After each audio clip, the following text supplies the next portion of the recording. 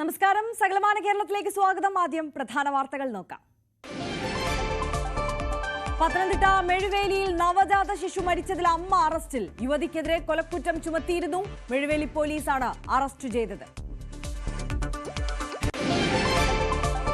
കൊല്ലത്ത് ഭാര്യയെ ഭർത്താവ് കുത്തിക്കൊന്നു. മരിച്ചത് കിഴക്കേക്കര സ്വദേശി രേണു.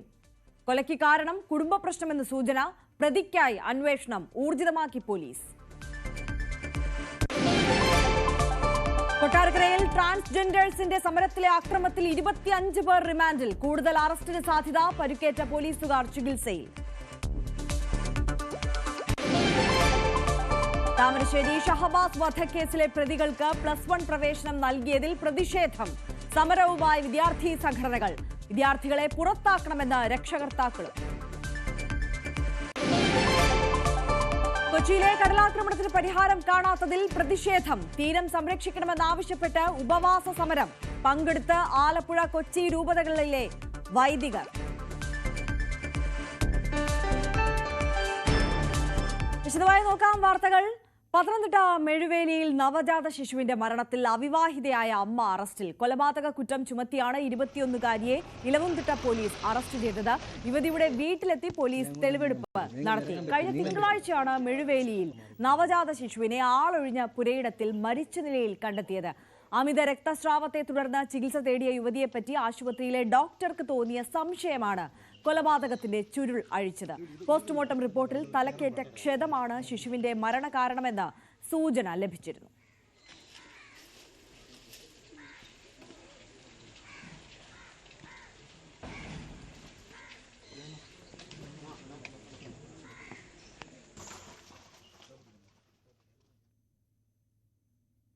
സംശയരോഗത്തെ തുടർന്ന് ഭാര്യയെ കത്രിക ഉപയോഗിച്ച് കുത്തിക്കൊന്നു. കുളത്തൂപ്പുഴയിലാണ് സംഭവം. കിഴക്കേക്കര സ്വദേശി രേണുവാണ് കൊല്ലപ്പെട്ടത്. കൊലപാതകത്തിന് ശേഷം ഒളിവിൽ പോയ ഭർത്താവ് സനുക്കുട്ടനായി പോലീസ് തെരച്ചിൽ ഊർജിതമാക്കി. ഭാര്യയിലുള്ള സംശയമാണ് അരിങ്കൊലയിൽ കലാശിച്ചത്. കുളത്തൂപ്പുഴ ആറ്റിന് കിഴക്കേക്കര മനുഭവനിൽ രേണുകയാണ് കൊല്ലപ്പെട്ടത്. ഭർത്താവ് സനുക്കുട്ടനാണ് രേണുകയെ കത്രിക ഉപയോഗിച്ച് കഴുത്തിലും വയറ്റിലും കുത്തിപ്പരിക്കേൽപ്പിച്ചത്. രേണുകയുടെ വിളി കേട്ട് വീട്ടുകാർ ഓടിയെത്തിയപ്പോഴേക്കും സനുക്കുട്ടൻ സംഭവ സ്ഥലത്ത് നിന്ന് രക്ഷപ്പെട്ടിരുന്നു.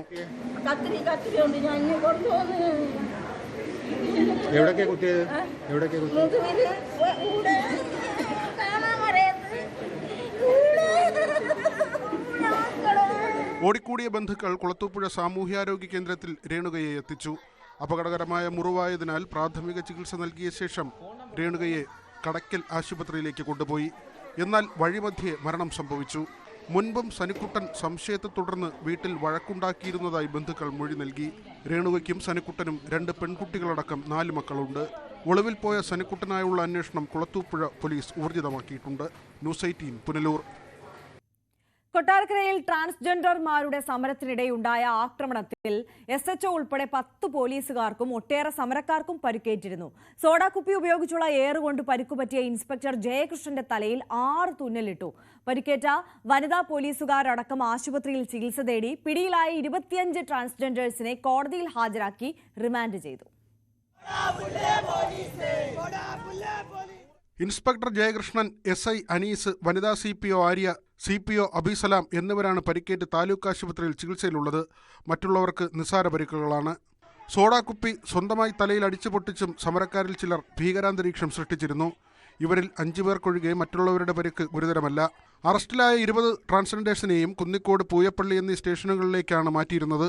ധ്വനി, ഇഷ, മയൂഖ, നിരുപമ, രുഭദ്രഹർഷ എന്നിവർക്കും കണ്ടാലറിയാവുന്ന 19 പേർക്കുമെതിരെയാണ് കേസെടുത്തത്. പോലീസ് മുൻപ് കള്ളക്കേസെടുത്തുവെന്നാരോപിച്ചായിരുന്നു കൊട്ടാരക്കര ഓയൂർ റോഡ് ഉപരോധിച്ച് സമരം നടത്തിയത്. ഗാന്ധിമുക്കിൽ മണിക്കൂറുകളോളം ഗതാഗത തടസ്സം സൃഷ്ടിക്കുകയും ചെയ്തു. പോലീസ് ഇവരെ പിന്തിരിപ്പിക്കാൻ ശ്രമിച്ചതിലുള്ള വിരോധമാണ് ആക്രമണത്തിന് കാരണമെന്ന് FIR-ൽ പറയുന്നു. പ്രതികൾ സംഘം ചേർന്ന് ഗൂഢാലോചന നടത്തി പോലീസിന്റെ കൃത്യനിർവഹണം തടസ്സപ്പെടുത്തി അക്രമം അഴിച്ചുവിട്ടു എന്നിങ്ങനെയാണ് FIR-ലെ പരാമർശങ്ങൾ. 4 വർഷം മുൻപ് കൊട്ടാരക്കരയിൽ പൊതുഗതാഗതം തടസ്സപ്പെടുത്തുകയും പോലീസിന്റെ ഡ്യൂട്ടി തടസ്സപ്പെടുത്തുകയും ചെയ്തതിന് 7 ട്രാൻസ്ജെൻഡേഴ്സിനെതിരെ കേസെടുത്തിരുന്നു. ഇതിൽ സമൻസ് അയക്കുകയും പിന്നീട് വാറണ്ടാവുകയും ചെയ്ത സാഹചര്യത്തിലാണ് റോഡ് ഉപരോധിച്ചത്. കള്ളക്കേസിൽ കുടുക്കിയ പോലീസ് ഉദ്യോഗസ്ഥനെ സസ്പെൻഡ് ചെയ്യണമെന്നാവശ്യപ്പെട്ടായിരുന്നു ഉപരോധം. ന്യൂസ് 18 കൊട്ടാരക്കര. മകളുടെ മരണത്തിൽ ദുരൂഹത ആരോപിച്ച് പിതാവ് രംഗത്ത്. തിരുവനന്തപുരം കഴക്കൂട്ടം കുളത്തൂർ സ്റ്റേഷൻ കടവ് സ്വദേശിനിയായ സുധീനയുടെ മരണത്തിലാണ് ദുരൂഹത ആരോപിച്ച് കുടുംബം രംഗത്തെത്തിയിരിക്കുന്നത്. സുധീനയുടെ ഭർത്താവ് ബാദുഷയ്ക്കെതിരെയാണ് യുവതിയുടെ കുടുംബം ആരോപണം ഉന്നയിക്കുന്നത്. കുളത്തൂർ സ്റ്റേഷൻ കടവ് സ്വദേശിനിയാണ് സുധീന. പൂന്തുറ മാണിക്യവിളാകത്ത് ഭർത്താവിന്റെ വീട്ടിലാണ് കഴിഞ്ഞ ദിവസം മരിച്ച നിലയിൽ കണ്ടെത്തിയത്. കിടപ്പുമുറിയിലെ ഫാനിൽ ബെഡ്ഷീറ്റും ഷോളും ഉപയോഗിച്ച് തൂങ്ങിയതായാണ് ഭർത്താവ് ബാദുഷ പൂന്തുറ പോലീസിനോട് പറഞ്ഞത്. എന്നാൽ യുവതി കുഴഞ്ഞു വീണു എന്നാണ് ഇയാൾ സുധീനയുടെ പിതാവ് ബഷീറിനെ അറിയിച്ചത്. അമ്പലത്തറയിലുള്ള സ്വകാര്യ ആശുപത്രിയിൽ എത്തിച്ചപ്പോഴാണ് യുവതിയുടെ മരണം സ്ഥിരീകരിച്ചത്.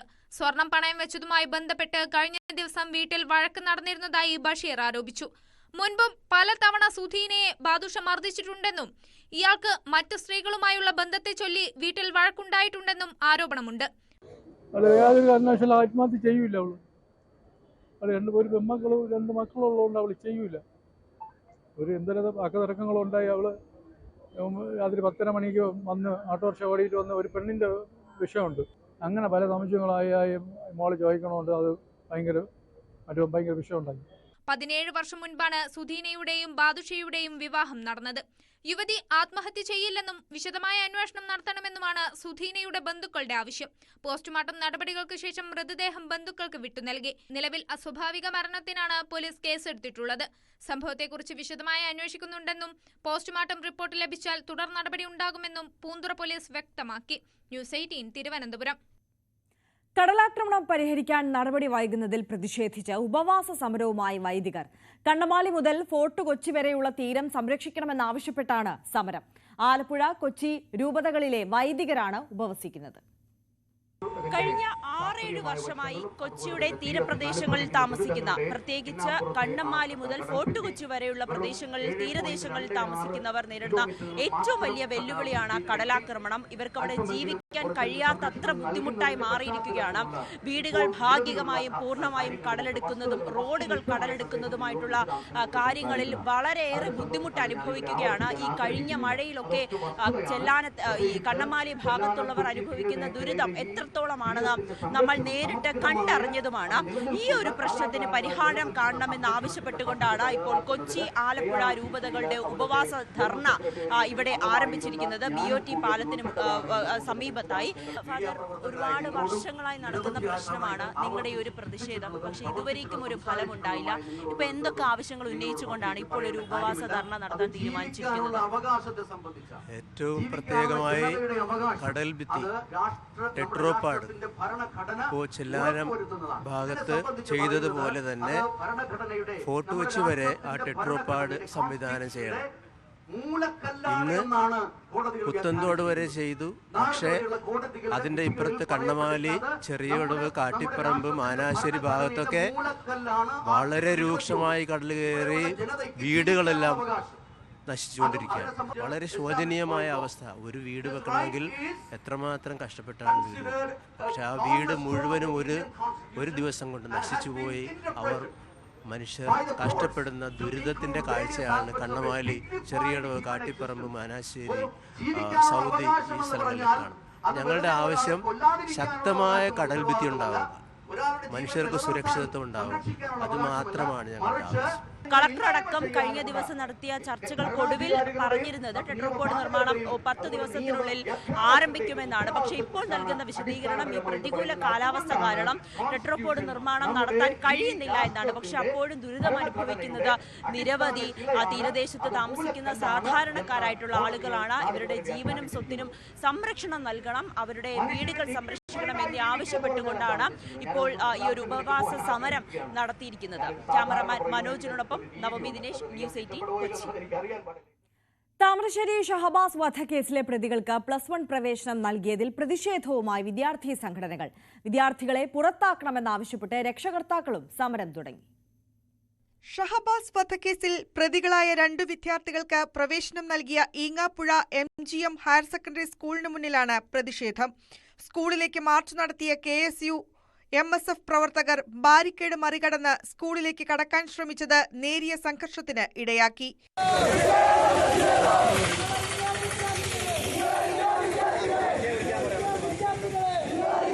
പ്രതികളായ വിദ്യാർത്ഥികൾക്ക് പ്രവേശനം നൽകിയ സ്കൂൾ അധികൃതർക്കെതിരെ മറ്റു വിദ്യാർത്ഥികളുടെ രക്ഷിതാക്കളും രംഗത്തെത്തി. മാനേജ്മെന്റിന്റെ ഭാഗത്തു നിന്നും കുട്ടികളെ പുറത്താക്കാൻ നടപടി ഉണ്ടായില്ലെങ്കിൽ തങ്ങളുടെ കുട്ടികളെ സ്കൂളിൽ നിന്ന് പിൻവലിക്കുമെന്ന് രക്ഷകർത്താക്കൾ മുന്നറിയിപ്പ് നൽകി. BJPയും സ്കൂളിനെതിരെ പ്രതിഷേധവുമായി രംഗത്തു വന്നു. ഇവർ പ്രായത്തിൽ കുറഞ്ഞ ആൾക്കാരാണ് എങ്കിൽ ഇവിടെ ചൈൽഡ് തരത്തിലുള്ള കുട്ടികളുടെ പ്രയാസങ്ങൾ ഉണ്ടാകുമ്പോൾ സ്കൂൾ മാനേജ്മെന്റും PTA-യുമായി ആലോചിച്ച ശേഷം നടപടിയെടുക്കാമെന്ന് ഉറപ്പു നൽകിയതോടെയാണ് പ്രതിഷേധക്കാർ പിരിഞ്ഞത്. താമരശ്ശേരിയിലെ ട്യൂഷൻ സെന്ററിന് സമീപമുണ്ടായ വിദ്യാർത്ഥി സംഘർഷത്തിനിടെ പരിക്കേറ്റാണ് ഷഹബാസ് മരിച്ചത്. കേസിൽ പ്രതികളായ വിദ്യാർത്ഥികൾ ഒബ്സർവേഷൻ ഹോമിൽ നിന്നും പരീക്ഷ എഴുതുകയായിരുന്നു. കഴിഞ്ഞ ദിവസമാണ് പ്രതികൾക്ക് ഹൈക്കോടതി ജാമ്യം അനുവദിച്ചത്. ന്യൂസ് 18 കോഴിക്കോട്. മഴക്കാലമായതോടെ മലപ്പുറം 6 വരി പാതയിൽ അപകടവും പതിവായി. വെട്ടിച്ചിറ, ചുങ്കം, പുത്തനത്താണി, രണ്ടത്താണി, പാലച്ചിറമാട് തുടങ്ങിയ ഭാഗങ്ങളാണ് അപകട മേഖലയാകുന്നത്. 6 വരി പാതയിൽ അപകടം തുടർക്കഥയാവുകയാണ്. വാഹനങ്ങൾ തെന്നിമാറിയും ഡിവൈഡറിൽ ഇടിച്ചുമാണ് അപകടങ്ങളിലേറെയും. കഴിഞ്ഞ ദിവസം രോഗിയുമായി പോയ വാഹനം ഇവിടെ മറിഞ്ഞിരുന്നു. കാറ് ഡിവൈഡറിൽ ഇടിച്ചുണ്ടായ അപകടത്തിൽ യുവതി മരിച്ചിരുന്നു. വെട്ടിച്ചിറ, ചുങ്കം, പുത്തനത്താണി, രണ്ടത്താണി, പാലച്ചിറമാട് ഭാഗങ്ങളിലാണ് അപകടങ്ങളിലേറെയും നടക്കുന്നത്. പൊതുവെ റോഡിൽ മിനുസ് കൂടുതലുണ്ട്. മഴ പെയ്യുന്നതോടെ ഇത് കൂടും. പെട്ടെന്ന് ബ്രേക്ക് ഇടേണ്ടി വരുന്ന സാഹചര്യത്തിലാണ് വാഹനങ്ങൾ തെന്നിമറിയുന്നത്. തേയ്മാനമുള്ള ടയറാണ് വാഹനത്തിനുള്ളതെങ്കിൽ അപകട സാധ്യത കൂടുതലാണെന്ന് ഡ്രൈവർമാർ പറയുന്നു. ട്രാഫിക് നിയമം പാലിക്കാതെയുള്ള ഡ്രൈവിംഗും അപകടത്തിന് ഇടയാക്കുന്നുണ്ട്. പ്രവേശനമില്ലാത്ത ഭാഗത്തുകൂടി വാഹനങ്ങൾ 6 വരി പാതയിലേക്ക് കയറുന്നതും സ്ഥിരം കാഴ്ചയാണ്. സർവീസ് റോഡിലെ സ്ഥിതിയും മറിച്ചല്ല. ന്യൂസ് 18 തിരൂർ. കാസർഗോഡ് ദേശീയപാതയിൽ അപകട ഭീഷണി നിലനിൽക്കുന്ന പ്രദേശങ്ങളിൽ ഡ്രോൺ പരിശോധന നടത്തി. മണ്ണിടിച്ചിലുണ്ടായ വീരമലക്കുന്ന്, മട്ടലായിക്കുന്ന്, ബേവിച്ച എന്നിവിടങ്ങളിലാണ് ജില്ലാ കളക്ടറുടെ നേതൃത്വത്തിൽ സർവേ നടത്തിയത്. ഇത് സംബന്ധിച്ച് വിശദമായ റിപ്പോർട്ട് ദേശീയപാത അതോറിറ്റിക്ക് കൈമാറും. കാസർഗോഡ് ജില്ലയിൽ നിർമ്മാണം പുരോഗമിക്കുന്ന ദേശീയപാതയിൽ വീരമലക്കുന്ന്, മട്ടലായിക്കുന്ന്, ബേവിച്ച എന്നിവിടങ്ങളിലാണ് ജില്ലാ കളക്ടർ K. ഇമ്പശേഖരന്റെ നേതൃത്വത്തിൽ ഡ്രോൺ സർവേ നടത്തിയത്. വീരമലക്കുന്നിൽ മണ്ണിടിഞ്ഞ് ചിലയിടങ്ങളിൽ ലംബമായും തിരനിശ്ചീനമായും വിള്ളൽ കണ്ടെത്തി. ഇതേ തുടർന്ന് തഹസിൽദാറോട് വിശദമായ റിപ്പോർട്ട് സമർപ്പിക്കാൻ ജില്ലാ കളക്ടർ ആവശ്യപ്പെട്ടു. റിപ്പോർട്ട് ലഭിച്ചതിനു ശേഷം ദേശീയപാത അതോറിറ്റിക്ക് കൈമാറുമെന്ന് കളക്ടർ വ്യക്തമാക്കി. വീരമലക്കുന്നില് ഒരു ഡ്രോൺ സർവേ നടത്തിയിട്ടുണ്ട്. ഇതിന്റെ പ്രധാന ലക്ഷ്യം പറഞ്ഞാൽ ഈ മഴ വന്ന ശേഷം എങ്ങനെയാണ് ഇതിന്റെ സുരക്ഷിതമായിട്ടുണ്ടോ, വേറെ എന്തെങ്കിലും പ്രശ്നമുണ്ടോ എന്ന് പഠിക്കാൻ വേണ്ടിയാണ്. അപ്പൊ നമ്മൾ ഈ ഇതിൽ കണ്ടത് കുറെ സ്ഥലങ്ങളിൽ വിള്ളൽ വീണിട്ടുണ്ട് എന്നാണ് നമുക്ക് കാണാൻ കഴിഞ്ഞിട്ടുള്ളത്. കുറെ സ്ഥലങ്ങളിൽ ഇതായിട്ടുണ്ട്. അപ്പോ ഈ റിപ്പോർട്ട്സ് എല്ലാം എടുത്ത് നമുക്ക് NHAക്ക് കൈമാറും. തഹസിൽദാർ റിപ്പോർട്ട് കൊടുക്കും. അതിനുശേഷം NHA കൈമാറി NHA അതിനായിട്ടുള്ള പ്രത്യേകമായിട്ടുള്ള ഇവിടെ ഒരു പ്ലാൻ ഉണ്ടാക്കാൻ വേണ്ടിയാണ് നമ്മൾ പറയുന്നത്. സംരക്ഷണത്തിന് പ്രത്യേക നടപടി സ്വീകരിക്കാൻ ദേശീയപാത അതോറിറ്റിയോട് ആവശ്യപ്പെടുമെന്ന് ജില്ലാ കളക്ടർ വ്യക്തമാക്കി. ജില്ലാ ദുരന്ത നിവാരണ അതോറിറ്റി ഉദ്യോഗസ്ഥർ, ജനപ്രതിനിധികൾ, മറ്റുദ്യോഗസ്ഥർ തുടങ്ങിയവർ കളക്ടറെ അനുഗമിച്ചു. കഴിഞ്ഞ ദിവസം തുടർച്ചയായി മണ്ണിടിച്ചിലുണ്ടായ ചെർക്കള മുതൽ ചട്ടഞ്ചാൽ വരെയുള്ള പ്രദേശങ്ങളിലും ഡ്രോൺ സർവേ നടത്തും. ഇവിടെ നിരവധി ഇടങ്ങളിലാണ് അപകട ഭീഷണി ഉയർന്നിട്ടുള്ളത്. മണ്ണിടിച്ചിൽ ഭീഷണി നിലനിൽക്കുന്നതിനെ തുടർന്ന് ഇതുവഴി ഗതാഗതം നിരോധിച്ചിരുന്നു. ന്യൂസ് 18 കാസർഗോഡ്. എറണാകുളം കാലടി പാലത്തിലെ ഗതാഗത കുരുക്ക് തുടരുന്നു. പാലത്തിലെ കുഴികൾ താൽക്കാലികമായി അടച്ചെങ്കിലും കനത്ത മഴയിൽ വീണ്ടും പഴയപടിയായി. മണിക്കൂറുകൾ എടുത്താണ് പാലത്തിലൂടെ വാഹനങ്ങൾ കടന്നുപോകുന്നത്. കേന്ദ്രമന്ത്രി സുരേഷ് ഗോപിയുടെ ഇടപെടലിൽ പാലത്തിന്റെ കുഴികൾ താൽക്കാലികമായി അടച്ചെങ്കിലും കനത്ത മഴയിൽ പാലം വീണ്ടും പഴയ നിലയിലായി. കാലടിപ്പാലത്തിലൂടെ ഇപ്പോൾ കടന്നുപോകണമെങ്കിൽ മണിക്കൂറുകളെടുക്കും. പാലത്തിലെ കുഴികൾ മൂടണമെന്ന ആവശ്യം മഴയ്ക്ക് മുൻപേ തുടങ്ങിയതാണെങ്കിലും അധികാരികൾ അത് ഗൗരവത്തിലെടുത്തില്ല. പാലത്തിലൂടെയുള്ള സർവീസ് നിർത്തിവെക്കുമെന്ന് സ്വകാര്യ ബസ്സുകൾ പ്രഖ്യാപിച്ചിരുന്നു. ഇതിനിടെയായിരുന്നു താൽക്കാലികമായി കുഴിയടച്ചത്. എന്നാൽ കാര്യങ്ങൾ വീണ്ടും പഴയ നിലയിലായി. അരമണിക്കൂറോളം വേണം ഒക്കലും വല്ലതൊക്കെ എത്താനായിട്ട്. ഒരുപാട് ബ്ലോക്കായിട്ടാണ്, വളരെ ബുദ്ധിമുട്ടിലാണ് എല്ലാവരും. അപ്പോൾ വീണ്ടും സംരംഭത്തിലേക്ക് പോകും മിക്കവാറും. ഇങ്ങനെ വന്നു കഴിഞ്ഞാൽ പാലം പരിഷ്കരിച്ച് അപ്പുറപ്പിട്ട് പോകാനാണ് സാധ്യത. ഞങ്ങൾ യൂണിയനൊക്കെ ആയിട്ട് ബന്ധപ്പെട്ടിട്ടുണ്ട്. തൊഴിലാളികളെല്ലാവർക്കും ഭയങ്കര ബുദ്ധിമുട്ടാണ്. പുതിയ പാലം നിർമ്മാണത്തിന്റെ ജോലികൾ നടക്കുന്നുണ്ടെങ്കിലും മന്ദഗതിയിലാണ് അത് നീങ്ങുന്നത്. വിദ്യാലയങ്ങൾ തുറന്നതോടെ വാഹനത്തിരക്കും കൂടി. ഇനി ആരോട് പറഞ്ഞാലാണ് തങ്ങളുടെ ദുരിതം മാറുമെന്ന ചോദ്യമാണ് നാട്ടുകാർക്കും യാത്രക്കാർക്കുമുള്ളത്. ന്യൂസ് 18 കൊച്ചി. അപകടം വിളിച്ചോതി പട്ടാമ്പി പാലത്തിൽ റോഡ് തകർച്ച. ചോലക്കൽ ഓഡിറ്റോറിയത്തിന് മുൻപിൽ റോഡ് തകർന്ന് ആഴത്തിലുള്ള ചാല് രൂപപ്പെട്ടു. വേഗം കുഴിയടച്ചില്ലെങ്കിൽ ഇരുചക്ര വാഹന യാത്രക്കാർക്ക് ജീവഹാനി വരെ സംഭവിക്കാമെന്ന് നാട്ടുകാർ ചൂണ്ടിക്കാട്ടുന്നു. ഏറെ തിരക്കുള്ള പാലക്കാട് ഗുരുവായൂർ പാതയിൽ പട്ടാമ്പി പാലത്തിൽ ചോലക്കൽ മണ്ഡപത്തിന്റെ മുന്നിലാണ് റോഡ് തകർന്നത്. കഴിഞ്ഞ ദിവസങ്ങളിൽ പെയ്ത മഴയിൽ റോഡ് തകരുകയായിരുന്നു. വളരെ പ്രയാസപ്പെട്ടാണ് വാഹനങ്ങൾ കടന്നുപോകുന്നത്. കുഴിയിൽ വീഴാതിരിക്കാൻ വാഹനങ്ങൾ വെട്ടിക്കുന്നത് അപകടങ്ങൾക്ക് കാരണമാകുന്നുണ്ട്. ഇരുചക്ര വാഹനക്കാർക്കും ഓട്ടോറിക്ഷകൾക്കുമാണ് ഏറെ ഭീഷണി. പട്ടാമ്പി പാലത്തിന്റെ ഒരവസ്ഥയില് കഴിഞ്ഞ പ്രളയത്തില് ഈ പാലത്തിന്റെ വരികള്, ഈ കമ്പിയിട്ട വരികള് നേരാക്കുന്ന, അതേപോലെ തന്നെ ഇവിടെ ടാർ ചെയ്ത് ഇവിടെ ഒരു വലിയൊരു കുണ്ടായിരുന്നു, അതും ടാറിട്ട് പഴയതുപോലെ ആക്കിത്തരാ എന്നൊരു കരാറിലാണ് ഇതിന്റെ കരാർ എടുത്തത്. പക്ഷെ മഴ പെയ്തു 2-3 ദിവസമായി വലിയൊരു ചാലാണ് ഇവിടെ അനുഭവപ്പെട്ടുള്ളത്. പ്രളയത്തിൽ പാലം മുങ്ങിയപ്പോൾ അറ്റകുറ്റപ്പണി നടത്തിയെങ്കിലും തകർന്ന ഭാഗം നന്നാക്കിയില്ല. അധികൃതരോട് പരാതി പറഞ്ഞിട്ടും ഒരു നടപടിയും ഉണ്ടായില്ലെന്നും ആക്ഷേപമുണ്ട്. കഴിഞ്ഞ പ്രളയത്തിലാണ് ഇത് പൊളിഞ്ഞത്. ഇതിന്റെ മെയിൻ്റനൻസും കാര്യങ്ങളൊക്കെ ആയിട്ട് നമ്മൾ കുറെ സമരങ്ങളൊക്കെ ചെയ്തതിന് ശേഷമാണ് ഇവിടേക്ക് ഇങ്ങനെ ഒരു പേരാക്കിയത്. അത് ബന്ധപ്പെട്ട അധികാരികൾ ഇത് കണ്ട് ഈ ദുരിതം ഇപ്പൊ കാണാറില്ലേ, അപ്പൊ ഈ ദുരിതങ്ങളൊക്കെ ഒന്ന് മനസ്സിലാക്കി വളരെ പെട്ടെന്ന് ഇത് യാത്രക്കാർക്ക് നല്ലൊരു സുഖമായ യാത്ര അനുവദിച്ചു കൊടുക്കണം. ഗുരുവായൂർ ഭാഗത്തു നിന്ന് വരുന്ന വാഹനങ്ങൾ ഈ ഗട്ടർ ചാടിയാണ് താഴ്ന്ന പാലത്തിലേക്ക് പ്രവേശിക്കുന്നത്. കനത്ത മഴ പെയ്താൽ വെള്ളം നിറഞ്ഞ് കുഴിയുടെ ആഴം മനസ്സിലാകാതെ വാഹനങ്ങൾ അപകടത്തിൽപ്പെടുന്നുണ്ട്. വാഹനങ്ങളുടെ മെല്ലെപ്പോക്ക് കാരണം പട്ടാമ്പി പാലത്തിൽ പലപ്പോഴും ഗതാഗതക്കുരുക്കും അനുഭവപ്പെടുന്നു. News 18 Pattambi. Muvattupuzha Keecheripadi EEC market bypass road തകർന്നതിൽ പ്രതിഷേധം. നാട്ടുകാർ വാഴ നട്ട് പ്രതിഷേധിച്ചു. 1 കിലോമീറ്റർ ദൂരത്തിലുള്ള റോഡിൽ പല സ്ഥലങ്ങളിലും കുഴി രൂപപ്പെട്ടിട്ടുണ്ട്. നഗര റോഡ് വികസനത്തിന്റെ ഭാഗമായി ഭൂരിഭാഗം വാഹനങ്ങളും ബൈപ്പാസ് വഴിയാണ് ഇപ്പോൾ കടന്നു പോകുന്നത്. എന്നാൽ റോഡ് തകർന്നതിനെ തുടർന്ന് വലിയ ഗതാഗത കുരുക്കും യാത്രാക്ലേശവുമാണ് ഉണ്ടാകുന്നത്. മൂവാറ്റുപുഴ നഗരവികസനം നടക്കുമ്പോൾ റോഡുമായിട്ട് ബന്ധപ്പെട്ട് നമുക്ക് ട്രാഫിക്കിൽ ഒരുപാട് കൺജഷൻ ഉള്ളതാണ്. അതുപോലെയാണ് ഈ കീച്ചേരിപ്പടി ഈസി മാർക്കറ്റ് റോഡിൽ ജനങ്ങൾ അനുഭവിക്കുന്ന ഭയങ്കരമായിട്ടുള്ള ഒരു പ്രശ്നമാണ് ഈ കുണ്ടും കുഴിയും നിറഞ്ഞ ഈ road, easy market bypass road. ഇത് BMBC നിലവാരത്തിൽ 2026 വരെയും ഇതിന്റെ വാറണ്ടി പീരീഡ് ഉള്ള ഈ റോഡിന് ഈ ഗതി വന്നിട്ട് ഇതുവരെ ഉദ്യോഗസ്ഥരോ ഭരണകർത്താക്കളോ തിരിഞ്ഞു നോക്കാനുള്ള ഒരു സാഹചര്യം ഉണ്ടായിട്ടില്ല. അപ്പൊ ഞങ്ങൾക്ക് പൊതുജനങ്ങൾക്ക് വേണ്ടത് ഇദ്ദേഹമാണ്. ഇന്നലെ രാത്രി വണ്ടികളെല്ലാം മറഞ്ഞുചാടി ഇവിടെ വീട് കഴിഞ്ഞ് കഴിഞ്ഞപ്പോ ഇനി ഒരു മരണമോ മറ്റുള്ള പ്രശ്നങ്ങളോ ഉണ്ടാവാതിരിക്കാൻ വേണ്ടി അദ്ദേഹം തന്നെ ഒരു സ്വന്തമായിട്ടൊരു വാഴ കുന്നവിടെ നട്ടുവെച്ചിരിക്കുന്നതാണ്. ദുരിതമൊഴിയാതെ പാലക്കാട് വാടാനം കൃഷി ഗ്രാമം. ഇഴഞ്ഞു നീങ്ങുന്ന മേൽപ്പാല നിർമ്മാണവും റോഡ് തകർച്ചയും ഗതാഗത കുരുക്കും ജനങ്ങളെ ബുദ്ധിമുട്ടിക്കുകയാണ്. എത്ര കാലം ദുരിതം അനുഭവിക്കേണ്ടി വരുമെന്നാണ് നാട്ടുകാരുടെ രോഷത്തോടെയുള്ള ചോദ്യം. വാടാനം കൃഷി റെയിൽവേ മേൽപ്പാല നിർമ്മാണത്തിന്റെ മെല്ലെപ്പോക്കും റോഡ് തകർച്ചയും കാരണം നിരവധി അപകടങ്ങളാണ് ഇവിടെ ഉണ്ടാകുന്നത്. 1 വർഷം കൊണ്ട് പണി പൂർത്തിയാക്കുമെന്ന് പറഞ്ഞ് ആരംഭിച്ച റെയിൽവേ മേൽപ്പാല നിർമ്മാണം 4 വർഷമായിട്ടും പാതി വഴിയിലാണ്. ഇതിന്റെ ഭാഗമായുള്ള റോഡ് തകർച്ചയും ഗതാഗതക്കുരുക്കുമെല്ലാം കാരണം ജനങ്ങൾ ദുരിതത്തിലും. പ്രക്ഷോഭങ്ങളും സമരങ്ങളും നടന്നെങ്കിലും സ്ഥിതിക്ക് മാറ്റമില്ല. ഏകദേശം 9 വർഷത്തോളമായി ഇവിടെ ഈ റെയിൽവേ മേൽപ്പാലം എന്നുള്ള ഒരു സങ്കല്പം തുടങ്ങിയിട്ട് 2016 മുഹമ്മദ് മൂസിൻ MLA ആയപ്പോൾ അദ്ദേഹത്തിൻ്റെ അടുത്ത ബഡ്ജറ്റിൽ പ്രഖ്യാപിച്ചതാണ് ഈ റെയിൽവേ മേൽപ്പാലം എന്നുള്ള ഒരു സംഭവം. എന്നാൽ നാളിതുവരെയായും പത്രക്കാരുടെ മുന്നിലും ദൃശ്യമാധ്യമങ്ങളുടെ മുന്നിലും അടുത്ത മാസം ഉദ്ഘാടനം എന്ന കൊട്ടിഘോഷണമല്ലാതെ ഇതിന് ശാശ്വതമായ യാതൊരുവിധ പരിഹാരവും ഇതുവരെ ഉണ്ടായിട്ടില്ല. അടുത്ത ഘട്ടമായി ഞങ്ങൾ ഈ റോഡ് ഉപരോധം ഞങ്ങൾ 3-4 സമരങ്ങൾ ഇന്ത്യൻ നാഷണൽ കോൺഗ്രസിന്റെ നേതൃത്വത്തിൽ നടത്തി. അടുത്ത ഘട്ടമായി റോഡ് ഉപരോധിച്ചുകൊണ്ടുള്ള സമരമാണ് ഞങ്ങൾ പ്രഖ്യാപിക്കാൻ പോകുന്നത്.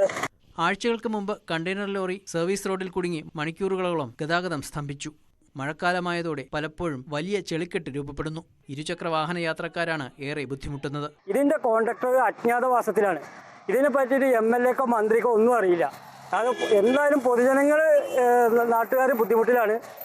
എത്രയും പെട്ടെന്ന് ഇതിന് പരിഹാരം ഉണ്ടാക്കണമെന്നാണ് ആവശ്യപ്പെടുന്നത്. കിഫ്ബി വഴി 34 കോടി രൂപ ചെലവഴിച്ചാണ് വാടാനം കുറിശി റെയിൽവേ ഓവർബ്രിഡ്ജ് നിർമ്മിക്കുന്നത്. ഏപ്രിലിലോ മെയ്യിലോ തുറക്കുമെന്ന് പൊതുമരാമത്ത് മന്ത്രി അടക്കമുള്ളവർ പറഞ്ഞെങ്കിലും ഒന്നും നടപ്പായില്ല. മേൽപ്പാലം നിർമ്മാണം പൂർത്തിയാകാൻ ഇനിയും മാസങ്ങൾ വേണ്ടിവരും. അതുവരെ ദുരിതയാത്രയ്ക്ക് പരിഹാരമില്ലേ എന്നാണ് നാട്ടുകാരുടെ ചോദ്യം. ന്യൂസ് 18 പട്ടാമ്പി. മഴ ശക്തമായാൽ പാലക്കാട് ആനക്കര നയ്യൂർ നിവാസികളുടെ മനസ്സിൽ ആധിയാണ്. പ്രദേശത്തെ പരപ്പൻ തോടിന്റെ വരമ്പ് ഇടിഞ്ഞു വീണതോടെ വലിയ തോതിലാണ് മഴവെള്ളം വീടുകളിലേക്ക് ഇരച്ചെത്തുന്നത്.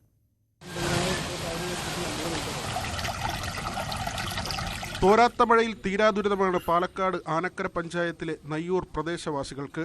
ശക്തമായി മഴ പെയ്താൽ ഇവിടെ വീടുകളിലേക്ക് വെള്ളം ഇരച്ചെത്തും. പ്രദേശത്തെ പരപ്പൻ തോടിന്റെ വരമ്പ് തകർന്നതാണ് ദുരവസ്ഥയ്ക്ക് കാരണം.